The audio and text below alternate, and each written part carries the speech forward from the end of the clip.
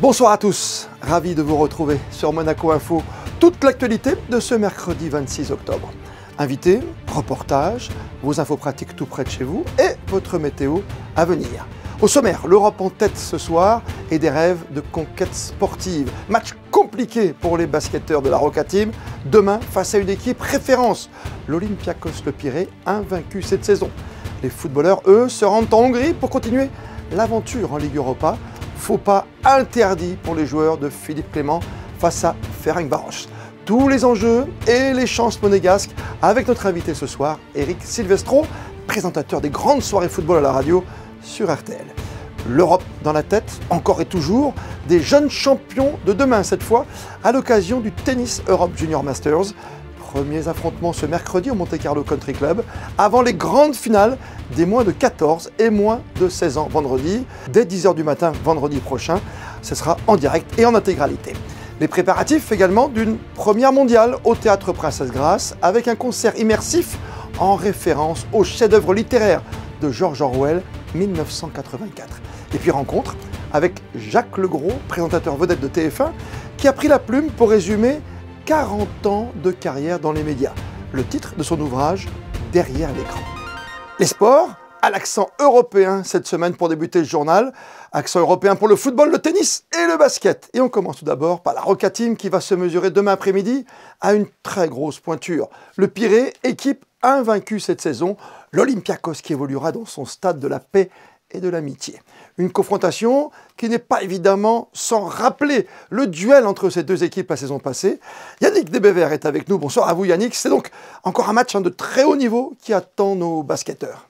Bonsoir Christophe, bonsoir à toutes et à tous. Olympiakos ASM, c'est une rencontre que l'Europe entière attend, tant ces deux équipes nous ont fait rêver l'année passée dans une série de playoffs incroyables au dénouement explosif au stade de la paix et de l'amitié. Monaco avait frôlé l'exploit d'atteindre le Final Four. Cette saison, eh bien, c'est une nouvelle saison, quelques changements du côté de l'Olympiakos, mais beaucoup plus du côté de la Roca Team. L'Olympiakos peut toujours s'appuyer sur ses bases. Ces bases, ce sont tout simplement trois joueurs exceptionnels au talent incroyable. Kostas Sloukas, Mustapha Fall et puis Sacha Vezenkov.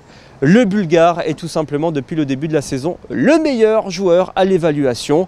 Pour la Roca Team, le point clé, ce sera la constance. Ils avaient très bien démarré leur match de la semaine passée avant de perdre le fil. Face à l'Olympiakos, ça ne passera pas et il se pourrait que le scénario face à Tel Aviv recommence, c'est-à-dire une défaite à la fin si la Roca Team n'arrive pas à dérouler son jeu de la première à la dernière seconde. Bien commencer, c'est une chose, mais bien terminer en est une autre et c'est un point de progrès qu'avait souligné Yohan Makoundou à la fin du match face à Bourg-en-Bresse où ce même scénario s'était encore une fois répété. On va donc voir si la Roca Team apprend petit à petit de ses erreurs face à une équipe qui vise clairement le titre cette saison. Au stade de la paix et de l'amitié, Olympiakos ASM, ce sera un match explosif, encore une fois, n'en pas douter, et ce sera à suivre sur Monaco Info. Oui, match à suivre en direct sur Monaco Info ce jeudi. Attention, notez bien l'horaire tout de même, 18 h 45. Du côté du ballon rond, Monaco se déplace en Hongrie pour le compte de la 5e journée de la phase de groupe en Ligue Europa. Pour continuer l'aventure, c'est simple, il va falloir ramener un bon, même un très bon résultat de Ferencváros après l'amère défaite face à Lille dimanche soir 4-3. Les Rouges et Blancs ont, c'est clair, plus que jamais besoin plus de soutien, même à distance. Aussi, avant ce grand déplacement européen, l'AS Monaco, en plus en cette période de vacances scolaires, a ouvert ses portes pour la première fois à la turbio publique. Les portes du centre de performance, les caméras étaient sur place et les supporters aussi, venus en nombre, soutien populaire, apprécié comme il se doit par l'entraîneur Philippe Clement et le capitaine Wissam Ben Yedder. Aujourd'hui c'est un bon moment, il fait beau, on prend le plaisir à partager ça avec eux et ça fait une bonne séance aussi pour nous et beaucoup de joie, donc c'est bien. Et nous sommes très contents de voir tous les visages heureux aujourd'hui. C'est très important d'être vraiment allié avec les supporters. Ah, belle ambiance, hein. Bel esprit, bel échange avant ce rendez-vous d'importance. Et pour évoquer justement les enjeux de ce Ferencváros Monaco en Ligue Europa, avec nous ce soir, Eric Silvestro, journaliste RTL et présentateur d'RTL Foot. Bonsoir Eric. Bonsoir Christophe. Merci de nous rejoindre. C'est important ce qui se passe à Monaco en ce moment parce que c'est un match décisif demain soir dans la Ligue Europe. On a déjà encore, évidemment, en souvenir l'élimination en Ligue des Champions. Là, on aimerait quand même l'accrocher, cette place pour la suite de la compétition. C'est jouable pour vous? C'est compliqué quand même, Ferencváros, hein? Oui, c'est jouable. Évidemment que c'est jouable. AS Monaco doit avoir de l'ambition dans cette compétition. Ce serait un vrai cataclysme s'il y avait des illusions aussi en Ligue Europe après ce que vous avez évoqué en Ligue des Champions dans le tour préliminaire. Donc évidemment que Ferencváros, c'est le quadruple champion de Hongrie en titre. Ils ont gagné à Louis II lors du match aller. C'est une équipe qui a beaucoup de qualité, mais Monaco est capable, de par sa structure, de par son effectif, de par ses joueurs, d'aller gagner sur n'importe quelle pelouse. Cette Ligue Europe, elle est un peu particulière. D'ailleurs, les résultats sont souvent inattendus. Oui, c'est vrai, mais enfin, quand on regarde tout simplement aujourd'hui le classement, on voit qu'on est quand même derrière. On est derrière Trabzonspor avec 6 points comme nous, comme Monaco. Et devant, tu as quand même Ferencváros qui est leader. Et aller les bouger à la maison, alors qu'ils ont la qualif en poche et la première place, ça va être compliqué. Oui, ça va évidemment être un match compliqué, mais on l'a dit, Monaco a explosé à Trabzonspor alors qu'ils avaient gagné à Louis II. Monaco a gagné sur la pelouse de l'Étoile Rouge de Belgrade, puis a perdu à domicile contre Ferencváros. Ferencváros, qui est leader du groupe incontesté, a perdu 4-1 contre l'Étoile Rouge de Belgrade, qui est dernier de ce groupe. Donc, c'est pour ça que je vous dis, les résultats sont très particuliers. C'est un groupe extrêmement homogène. Tout le monde peut battre tout le monde. Et c'est vrai que, alors, le danger de ce match, c'est qu'en cas de défaite ou de mauvais résultats à Ferencváros, combiné à éventuellement une victoire de Trabzonspor face à l'Étoile Rouge de Belgrade, ça voudrait dire que les deux pourraient s'arranger lors du dernier match pour se qualifier tous les deux et empêcher Monaco, même en cas de victoire contre Belgrade, de se qualifier. Donc, il faut vraiment aller chercher un résultat là-bas. Ah, vous avez sorti la calculette, hein, je comprends bien, Eric Silvestro. Quand on regarde la calculette, quand on voit les chiffres s'affolent, 4-3 la semaine dernière, c'était dimanche, évidemment, en conclusion de la nouvelle journée de championnat de France contre Lille. Il y avait du spectacle, mais au final, Monaco perd, après surtout une très belle série en Ligue 1. À votre avis, c'est préjudiciable ou c'est une défaite? Alors, je ne vais pas dire encourageante, mais c'est une défaite qui fait du bien dans la manière, quelque part, parce qu'on a vu de belles choses quand même. Pas que ce soit une défaite encourageante du tout, Christophe, parce que on s'est tous félicités du scénario de cette rencontre, du spectacle, des 7 buts, de l'intensité en tant qu'amateur de football. Oui. Mais c'était surtout grâce à la prestation de Lille et pas vraiment celle de Monaco. Ça fait 3 matchs, toutes compétitions confondues, sans victoire pour Monaco. Il y a à nouveau un vrai ralentissement dans l'équipe de Philippe Clément. Donc, ça devient un petit peu dangereux. On a vu les limites défensives, notamment de cette équipe. Donc, attention. Ils avaient bien redressé la barre. Ça serait dommage de gâcher une partie de la saison avec cette mauvaise série. Oui, et quand on voit en plus le potentiel monégasque avec les internationaux que connaît bien maintenant Didier Deschamps, notamment pour l'équipe de France, hein, on pense à l'axe défensif, il y a matière quand même à se sublimer. Oui, mais on a vu les difficultés de ces joueurs, certes néo-internationaux ou potentiellement néo-internationaux. On sait aussi qu'ils le sont parce qu'il y a eu beaucoup d'absences en équipe de France. Mais un Dizazi, un Badiachil, un Fofana ont été en difficulté à Lille. L'absence de Camara a été préjudiciable. Matarazzo est encore un peu juste pour le très très haut niveau. Vanderson, qui doit enchaîner tous les matchs, manque de jus et on l'a vu, il était en difficulté. Donc je trouve que le déséquilibre de l'effectif monégasque est en train de ressortir un petit peu là. Et il faudrait peut-être penser à certains renforts, à certains postes pour que l'effectif soit plus homogène. Et puis, il va falloir aussi restructurer, puisqu'il y a un directeur technique qui s'en va pour Chelsea, par exemple. Ça veut dire que c'est pas le début de la fin pour l'équipe dirigeante en ce moment, mais il y aura peut-être le feu dans la maison en cas d'élimination. Oui, c'est jamais une très bonne nouvelle. Laurent Stewart, qui a été recruté par Chelsea, lui qui avait été nommé directeur technique alors qu'il est arrivé au club en 2020, qui était chargé notamment dans un premier temps de la construction de l'effectif et du recrutement avec Paul Mitchell. C'est jamais très bon quand vous avez une des personnes phares de l'encadrement qui s'en va. Paul Mitchell, Philippe Clément, on sait qu'ils se sont sauvés l'année dernière de justesse avec la fin de championnat canon. Mais s'il y a une mauvaise série de mauvais résultats, on sait que le président Rybolovlev pourrait très bien trancher dans le vif. Et est-ce qu'on va avoir une nouvelle instabilité à Monaco? C'est l'une des questions qui peut préoccuper les supporters. Donc c'est pour ça qu'il faut gagner, il faut se qualifier en Ligue Europe, il faut repartir en championnat contre Angers pour que justement cette stabilité perdure. Merci Eric Silvestro, présentateur vedette sur RTL Foot, chaque soir de foot bien sûr, sur la radio. Merci à vous. Merci à vous. Le tennis Europe Junior Master à présent, qui a débuté ce matin sur les cours du Monte Carlo Country Club, avec le premier tour pour ces tout jeunes champions en devenir, bien sûr, garçons et filles de moins de 14 et moins de 16 ans. Frédéric Elion et Lionel Bernardi sont allés voir les premiers échanges et se sont intéressés, c'est normal, au jeune représentant monégasque Lenny Petit. Reportage, sans plus tarder, sur Monaco Info. Rafael Nadal en 2000, Alexander Zverev en 2011 ou encore Kim Clijsters chez les filles en 1997, tous ont remporté le Tennis Europe Junior Masters, le tournoi de fin de saison qui réunit les 8 meilleurs joueurs européens dans 2 catégories, 14 ans et moins et 16 ans et moins. Pour la deuxième année consécutive, le Monte Carlo Country Club accueille l'épreuve et pour la première fois de l'histoire, Lenny Petit, un joueur de la Fédération monégasque de tennis, défendra les couleurs de la principauté sur ce tournoi. C'est la deuxième année que le Master se déroule là. Donc pour moi, c'est vraiment incroyable de jouer à la maison ici, devant tout le monde, mes amis, ma famille. Et ouais, je vais tout donner pour ce match. Explique-nous un petit peu le tournoi d'avant. Comment est-ce que tu as réussi finalement à te qualifier pour cette finale ici? J'ai très bien joué en début d'année. Et puis après, c'était un peu plus compliqué. Je me suis blessé. Et là, je me suis bien entraîné les 2 derniers mois. Et là, je pense que je suis bien préparé pour ce tournoi. Classé 7e à la Race, Lenny Petit a remporté 3 tournois cette année, 2 en Lettonie et 1 en Slovaquie, et présente un bilan de 52 victoires pour 15 défaites. Pour son entrée en lice dans le tableau, le protégé de Guillaume Couillard affronte la tête de série numéro 3, l'Allemand Nils McDonald. Je le connais bien, on s'entraîne souvent ensemble. La dernière fois, je l'ai battu. Mais bon, ça va être difficile, il a grandi, il a progressé. Et moi aussi, je sais à quoi m'attendre, ça va être dur.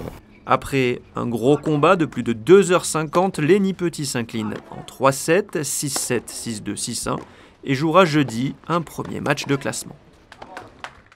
Les finales de ce grand rendez-vous de l'élite du tennis européen junior auront lieu vendredi dès 10h du matin. Finale à suivre en direct, je vous le disais, et en intégralité. Finale pour les moins de 14 et les moins de 16 ans, garçons et filles, vendredi toute la journée sur Monaco Info. Le début du e-rally, le 6e du nom, course de régularité en voiture électrique. Les 55 équipages retenus ont attaqué par la Drôme les 350 km de course jusqu'à Monaco, où l'arrivée sera jugée samedi en toute fin d'après-midi. Et à cette occasion, demain, dans votre journal, nous recevrons le commissaire général de cette épreuve dans l'air du temps, Éric Barabino. Du côté économique et social, l'Association des industries hôtelières monégasques, le syndicat des hôtels, cafés, restaurants, ainsi que le syndicat des cuisiniers et pâtissiers de Monaco se sont réunis la semaine dernière pour signer un avenant à la convention hôtelière portant sur l'application de grilles de salaire minimum au métier de l'hôtellerie et de la restauration. Cet accord intervient au terme de plusieurs mois d'échanges constructifs sous l'égide du département des affaires sociales et de la santé. Le gouvernement s'est réjoui de cette signature, de cet accord en tout cas, qui marque un renouveau du dialogue entre les parties, lequel devrait se poursuivre, notamment en vue d'améliorer les conditions de travail de la profession. Le lancement, mardi prochain, de la 3e édition du prix de photographie environnementale de la Fondation Prince Albert II de Monaco. Ce prix, le 15e de l'histoire, est un concours annuel destiné à récompenser les photographes qui mettent toute leur créativité au service de la sensibilisation à la protection de l'environnement. Notre relation avec la nature et sur les liens étroits entre santé humaine et santé planétaire est important également. Les inscriptions, elles, sont gratuites et seront ouvertes du 2 novembre prochain au 15 janvier 2023 sur une plateforme spécialisée. Je vous donne son adresse, PhotoCrowd. Et dans le cadre des Journées philosophiques 2022-2023, la prochaine rencontre organisée par les Rencontres philosophiques de Monaco, le jeudi 10 novembre prochain, ce sera à 19h au Théâtre Princesse Grace. Et cette fois-ci, le thème sera consacré à la colère.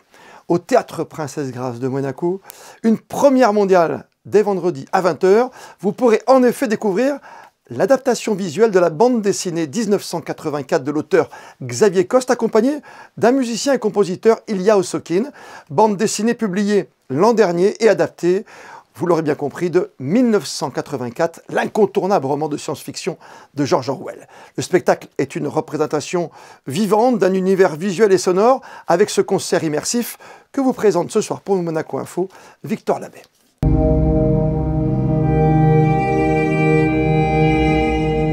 Une symbiose entre la musique et le dessin avec cette bande sonore jouée en direct sur scène par le compositeur. Sur mon tableau de bord, j'ai tous les instruments en même temps, donc la scénographie était pensée pour que je puisse avoir mon synthétiseur, que je joue la plupart du temps. Ça, c'est ma table de mixage sur laquelle je gère tous les entrées. Un ordinateur qui me permet de voir les parties enregistrées de mon son et une bande magnétique qui est vraiment d'origine des années 60, lesquelles jouent aussi dans le spectacle pour amener ce côté grain et le côté rétro qu'on diffuse dans l'histoire. Ces instruments accompagnent les 24 planches de Xavier Coste.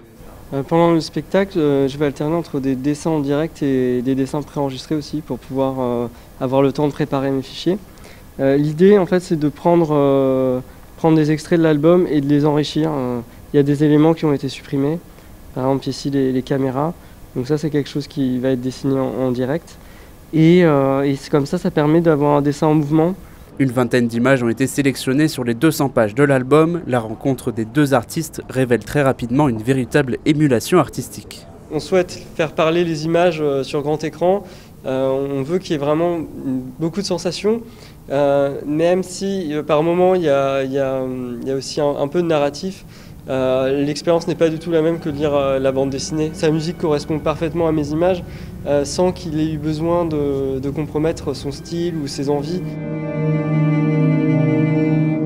La première mondiale a lieu ce vendredi à 20 h au théâtre Princesse Grace de Monaco. Le journaliste de TF1, Jacques Legros, vient de publier Derrière l'écran, 40 ans au cœur des médias, une biographie aux éditions du Rocher. Il était hier l'invité du Monaco Press Club. Il a confié à Victor Labbé ce qui l'a poussé à prendre la plume. Pour un coup d'œil, c'est vrai, dans le rétro médiatique. Je pense qu'il y a un âge auquel on arrive et où on éprouve le besoin non pas de raconter sa vie, c'est pas mon miroir, hein, c'est simplement le regard que moi je porte sur 40 ans d'évolution des médias. Comme dans tous les changements, comme dans toutes les évolutions, il y a du bon et du moins bon. Ça, dans toutes les époques, on vous dira la même chose. Je pense que c'est pas le moment d'être nostalgique, parce que la nostalgie ne mène nulle part. Et puis aujourd'hui, il faut reconnaître qu'on fait de la télé, de la radio avec un smartphone. Vous voyez un peu, moi au départ j'avais des pièces dans ma poche. Et j'essayais de trouver une cabine téléphonique pour pouvoir faire mes papiers à la radio. Quel bonheur aujourd'hui, quel bonheur. Donc non, il y a du pour, et puis après, c'est vrai que la pression, comment dirais-je, incontrôlée des réseaux sociaux pose quand même des problèmes d'éthique. C'est une aventure dans laquelle on s'oblige aussi à se rappeler des choses. Et c'est extraordinaire parce qu'au fond, quand on ne cherche pas, on ne trouve pas, mais quand on cherche, on retrouve des détails. C'est pas qu'on les avait oubliés, on n'y pensait plus. Et donc du coup, ce retour en arrière est à la fois troublant, il peut être perturbant, mais il est utile et c'est du bonheur quand même à l'arrivée. La météo de ces prochaines heures, c'est avec vous, Julia Vial. Bonsoir Christophe, bonsoir à tous. Le temps sera nuageux en ce jeudi, un peu dans la lignée finalement de toute cette semaine. Les températures seront agréables et comprises entre 17 et 23 degrés. Le soleil se couchera lui à 18 h 30 et ce 27 octobre, nous fêtons les Emmelines. Très bonne fête à elles. Et comme le veut la tradition, on termine ce journal par les instantanés du jour avec les premières rencontres au Monte Carlo Country Club du Tennis Europe Junior Masters. Les photos sont signées Michael Alesi. Vous pourrez suivre, je vous le rappelle, toutes les finales vendredi à partir de 10 h sur Monaco Info. Demain, 19 h, c'est Julia Vial que vous retrouverez pour une toute nouvelle édition de votre journal. D'ici là, belle et bonne soirée à toutes et à tous.